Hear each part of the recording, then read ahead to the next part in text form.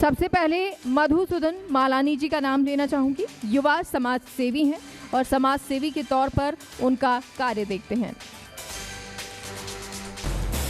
मधुसूदन मालानी, युवा समाज सेवी, एक ऐसे युवा समाज सेवी जिन्होंने कम उम्र में ही उद्योग जगत की चकाचौंध को छोड़कर जन सेवा को अपनी जीवन दिशा बना लिया। हम बात कर रहे हैं डॉक्टर मधुसूदन मालानी की। इन्होंने शेखावटी को अपनी कर्म भूमि बनाकर गांव-गांव, ढाणी-ढाणी घूमकर आमजन की पीड़ा को जाना और समाधान का संकल्प लिया। गांव में खेल मैदानों का निर्माण हो, पीने के पानी के लिए बोरिंग हो या फिर झुंझुनू जिले के हर गांव में निशुल्क मेडिकल कैंप, डॉक्टर मालानी ने सेवा को ही अपना धर्म बनाया। सामाजिक सरोकार के हर मोर्चे पर सक्रिय रहते हुए उन्होंने युवा होते हुए भी राजनीतिक क्षेत्र में सकारात्मक पहचान बनाई है। मधुसूदन जी, आपका इस सहयोग के लिए भी बहुत बहुत शुक्रिया और आप जो कार्य कर रहे हैं उसके लिए तो बहुत बहुत शुभकामनाएं हैं ही। और वो इसीलिए है क्योंकि देखिए, जब हम युवा होते हैं तो हम चकाचौंध की दुनिया में जाते हैं और हमें वही अच्छा लगता है, लेकिन मधुसूदन मालानी वो हैं जिन्होंने जन सेवा को अपनाया है और जन सेवा वो कर रहे हैं।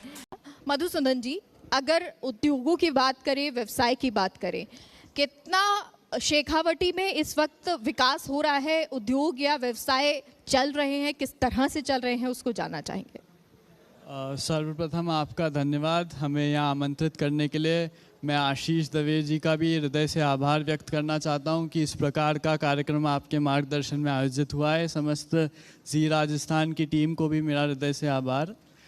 जैसा कि आपने बताया, शेखावाटी हमेशा से दानवीर शूरवीर फ़कीरों की ज़मीन रही है और उद्योग जगत में यहाँ पे कई ऐसे परिवार सेठ सेठाना जिसे हम बोलते हैं, ये यहाँ से उभर के आए हैं और विश्व स्तर पे अपना नाम रोशन किया है।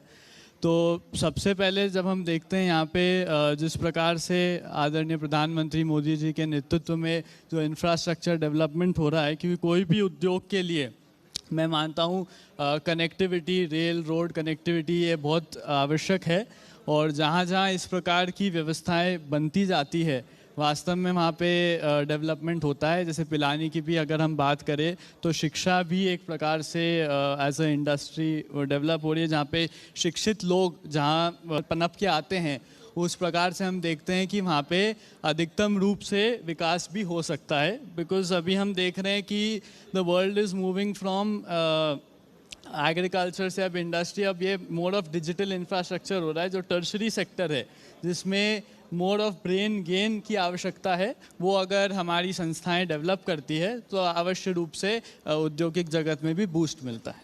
Thank you. जय सिंह मार्ट जी,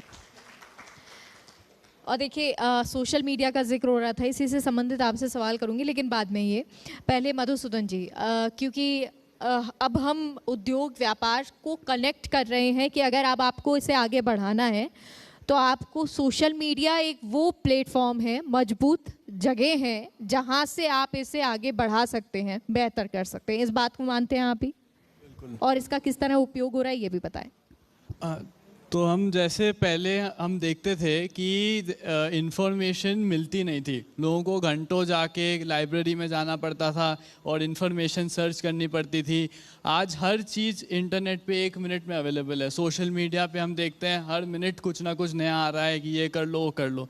तो मैं ये मानता हूँ कि इस समय ये अति आवश्यक है कि ये इन्फॉर्मेशन जो ओवरलोड का ज़माना है उसमें हम कैसे छटनी करें कि सही चीज़ हमारे लिए क्या है, सही चीज़ कौन सी हमारे उद्योग को या हमारे व्यक्तिगत जीवन में प्रभावित करेगी, उसका ही हम आचरण करें, उसे ही हम देखें और उसे ही हम अपने व्यवहार में लाए।